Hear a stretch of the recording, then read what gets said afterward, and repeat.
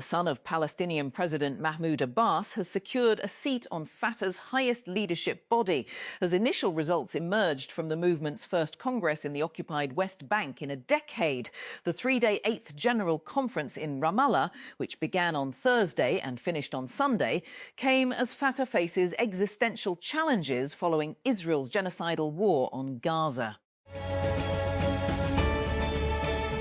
A drone strike has sparked a fire on the perimeter of the Baraka nuclear energy plant in the United Arab Emirates, UAE, raising new concerns over a potential new regional escalation amid a fragile ceasefire between Iran and the United States. Authorities in Abu Dhabi said the blaze broke out at an electrical generator in the Al Dhafra region on Sunday. No injuries were at perimeter in the Al Dhafra region on Sunday, and officials said radiation levels remained normal. VR46 Racing's Fabio Di Gianantonio has claimed victory at the Catalan Grand Prix in extraordinary circumstances, taking the checkered flag after a race that was red-flagged twice due to multiple crashes. The Italian secured only his second MotoGP victory and VR46 Racing's first since the Indian Grand Prix in 2023. But Sunday's triumph was overshadowed by serious incidents that sent Alex Marquez and Johann Zarco to hospital. The southern state of Georgia is set to hold its primary vote on Tuesday, drawing battle lines for November's consequential midterm elections in the United States. Among the most closely watched races will be the Republican contest to choose a challenger for Democratic Senator Jon Ossoff, whose 2020 victory came amid a liberal surge in a state long dominated by conservatives. When Lior Susan started Eclipse Ventures in 2015, the firm's thesis of digitizing the physical world wasn't particularly popular in Silicon Valley. It was the era of enterprise software and SaaS, and it felt fairly lonely the first couple of years, Susan said on stage at a recent Strictly VC event in San Francisco. A meeting of the Ru'at-e-Hilal Committee is currently underway to cite the Zilhaj moon, based on which the dates for Eid al-Azha are to be determined. The meeting of the Central Ru'at-e-Hilal Committee is being held in Karachi, while other zonal committees are holding meetings in other cities. The outbreak of Ebola in the Democratic Republic of Congo is concerning. It has been spreading for weeks undetected in a part of the world where civil war makes getting on top of the virus difficult, and the species of Ebola involved is rare. So there are fewer tools to stop a virus that kills between a third and half of people infected.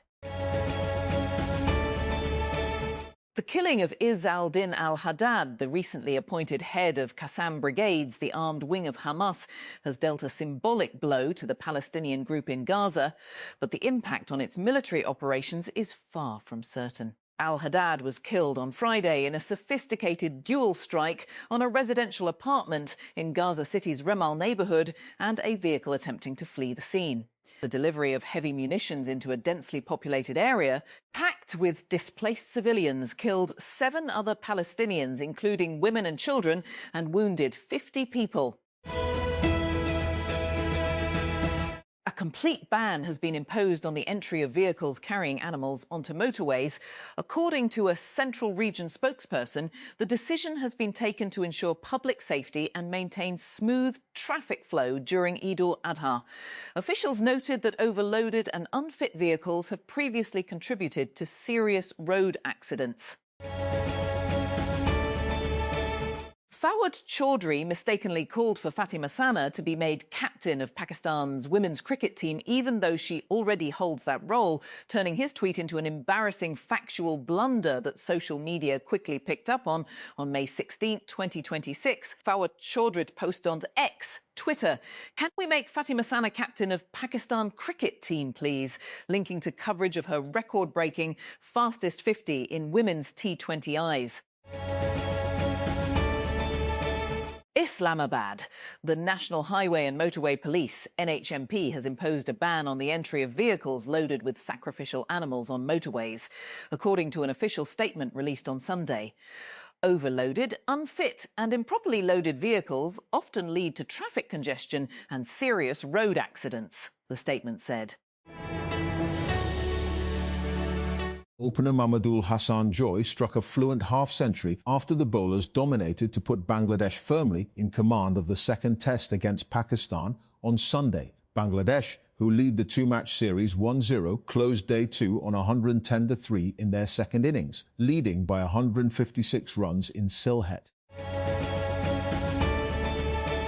The US Central Command has termed Pakistan a critical counter-terrorism partner that is central to the fight against the militant Islamic State Khorasan, ISK, in South Asia.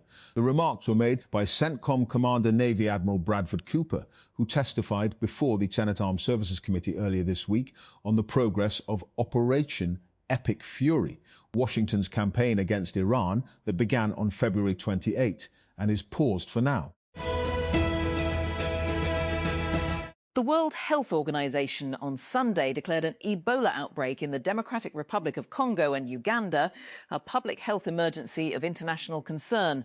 The latest epidemic, which has been caused by the Bundibugyo virus, does not yet meet the criteria of a pandemic emergency, the organization said.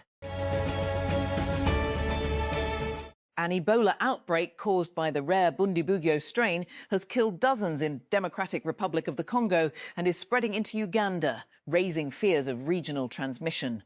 Health officials say instability and shared borders are complicating containment efforts as the World Health Organization declares a global health emergency.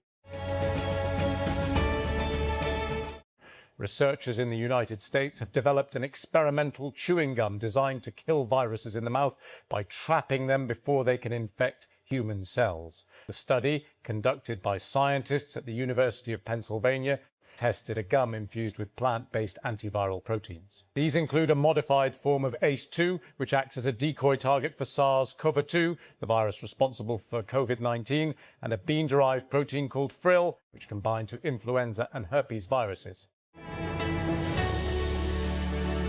Ex-chatbot Grok has failed to clearly identify the country responsible for a recent drone strike on a nuclear power facility in Abu Dhabi. The discussion intensified after users turned to Grok to confirm which country was behind the attack. The chatbot provided uncertain or inconsistent responses. Grok is currently unavailable. It replied to some people who asked for a confirmation. It also said Grok is currently available to Premium and Premium Plus subscribers only. South Air, a new Pakistani private airline, is preparing to expand its fleet even before launching commercial operations. According to reports, South Air plans to begin flight operations in June 2026, using ATR-72 aircraft as the backbone of its initial fleet. The airline aims to position itself as a regional carrier focused on affordable, short-haul connectivity across Pakistan. Tata Group-owned Air India has posted a staggering annual loss of around $2.8 billion for the 2025-26 financial year, underscoring the scale of the challenge facing the carrier's high-profile turnaround plan. The loss figure, equivalent to 3.56 billion Singapore dollars, was disclosed by Singapore Airlines, which holds a 25% stake in Air India in its latest annual report. The deficit marks Air India's biggest annual loss since it was taken over by the Tata Group from the Indian government in 2022. It also represents one of the deepest losses recorded by any major Asian carrier in recent years, coming at a time when global air travel demand has largely recovered from the pandemic. A renowned Nepali Sherpa guide scaled Mount Everest for the 32nd time on Sunday, an official said, smashing his own record set last year. Kamirita Sherpa, 56, reached the 8,849-meter peak, the highest in the world, while guiding clients from the 14 Peaks Expedition Company. The World Health Organization, WHO, has declared the latest Ebola outbreak in the Democratic Republic of the Congo, DRC, and neighboring Uganda a public health emergency of international concern after the virus killed nearly 90 people. The outbreak, originating in eastern DRC's Ituri province, involves the rare Bundibugyo strain of Ebola. The variant has no approved vaccine or treatment. The Ministry of Federal Education and Professional Training, Danish Wing, Government of Pakistan has announced new teaching vacancies for 13 different courses at Danish. Free Education, School Curry, Islamabad. A total of 52 teaching positions have been advertised, divided equally between male and female candidates, with 26 posts allocated to male and 26 to female staff.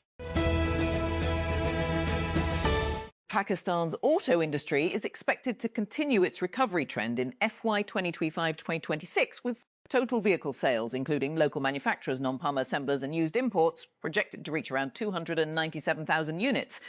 But Japanese automakers, including Indus Motor Company, Honda Atlas Cars and Pak Suzuki Motor Company, are expected to collectively account for about 56% of total market share in FY 26. Khyber Pakhtunkhwa Governor Faisal Karimkundi called on the centre to address his province's issues, asserting that Prime Minister Shehbaz Sharif should take interest in the matter. At the same time, he also said he had conveyed to KP Chief Minister Sohail Afridi to focus on the province's governance rather than a diala, a reference to the PTI's efforts and frequent protests outside the jail in Rawalpindi for party founder Imran Khan's release.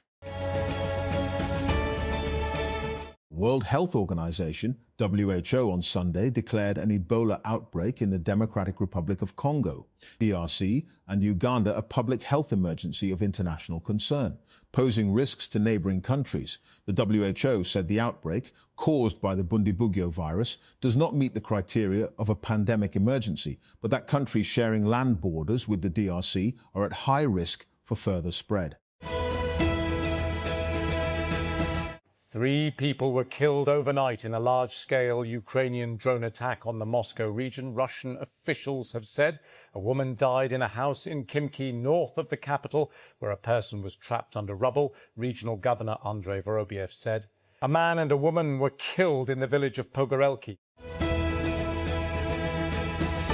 2 renowned Nepali guides have scaled Mount Everest, with one called the Everest Man, breaking his own record set last year with a 30-second climb, and the other, known as the Mountain Queen, breaking her own women's record with an 11th summit. This is another milestone in Nepal's mountaineering history. Himal Gautam's spokesperson for Nepal's tourism department told the AFP news agency on Sunday.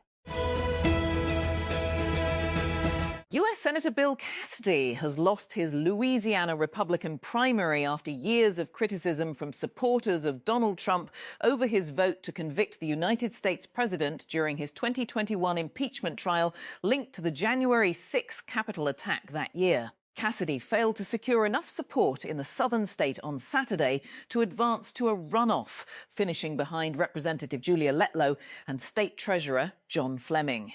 The two will face each other in a second round of voting on June 27. Peshawar. Khyber Pakhtunkhwa Governor Faisal Karimkundi on Sunday administered the oath to 5 new provincial ministers. The ministers were sworn in a day after Kundi's approval of the summary for the induction of 18 new cabinet members sent by the Office of Chief Minister Sohail Afridi. When a vessel under attack in the Strait of Hormuz calls for help, a black phone in the corner of an office rings. It's nothing special, just a normal office phone, a relic of the 1990s. But when a call comes in, the 3 people on shift at this small office just outside Portsmouth on Britain's south coast suddenly become central to the current conflict in the Middle East.